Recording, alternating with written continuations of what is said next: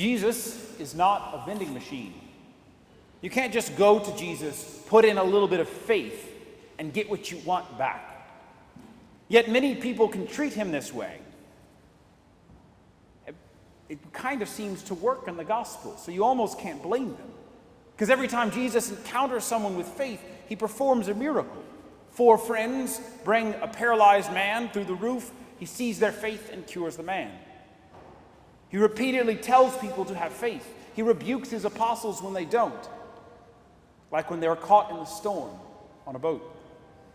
He tells his followers that they can command mountains and trees to move if they have enough faith.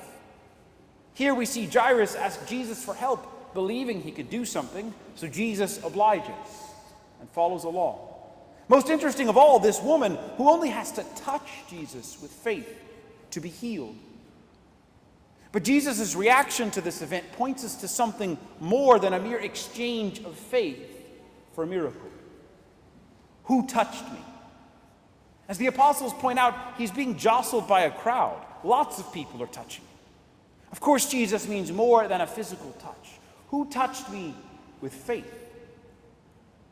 Take a moment to consider what he doesn't ask. He doesn't ask why, but who. Now the woman hears this and she is afraid. She comes forward to tell him everything, assuming she has to justify her actions to him. But that's not what he asks for. He is God, after all. We've seen Jesus read people's minds and hearts. He knows why. He knows what happened. He even knows who. So why is he asking? Because he wants to meet her. He wants to encounter her as a person rather than as an anonymous recipient of his power. And the first word he speaks to highlight this calls her, even in the original Greek, the first word he says is daughter.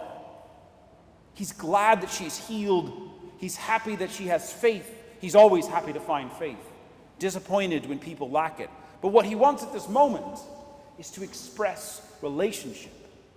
He wants to meet her gaze, to meet her, to let her hear him call her daughter. He tells her that her faith has cured her, that she can be healed, but that had already happened the moment she touched him. He didn't need to say that to make it happen, but she needed to hear it, to know that Jesus knew her and loved her personally.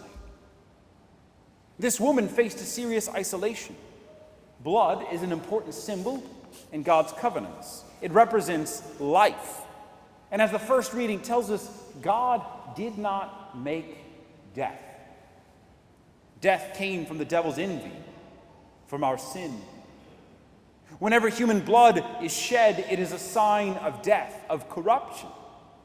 And because God did not make death, he did not want his people to bring that corruption into his presence. Whenever someone was bleeding, they were considered ritually unclean.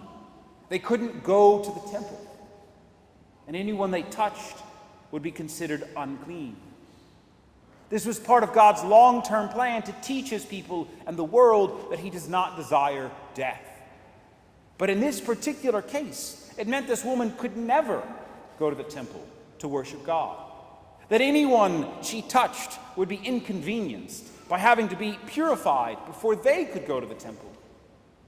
And this is the reason she's afraid and tries to touch Jesus without him noticing.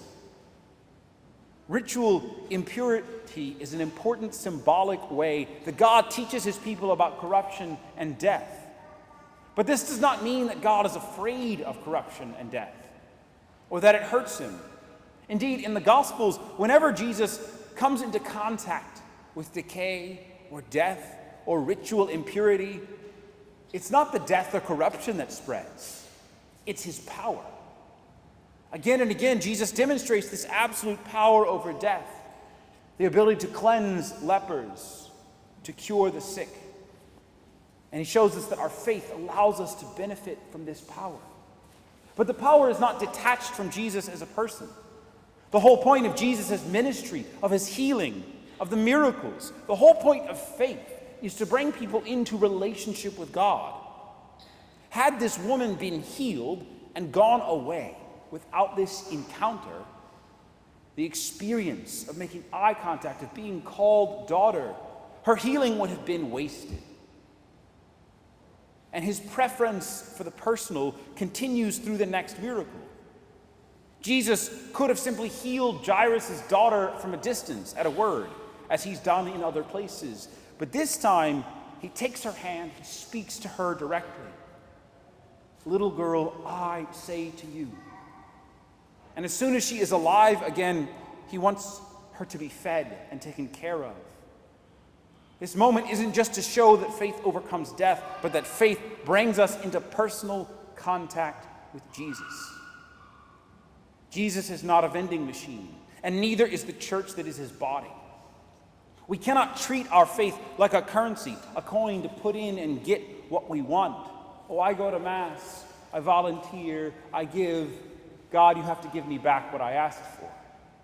No, our faith is to be built upon, to bring us into that ever deeper relationship with Jesus Christ as a person, with God, a trinity of divine persons. In a world full of corruption and death, it is imperative that we remember God did not make death. It is imperative that we fight against death by fighting against the source of death, which is sin. We fight against death by resisting sin. We fight against sin and death through faith, through the firm belief, the choice to trust that God has and will continue to overcome death. The servants tell Jairus not to trouble Jesus any longer because his daughter has died. But Jesus simply tells him, do not be afraid, just have faith. He says the same to you and I. Have faith that God has conquered death.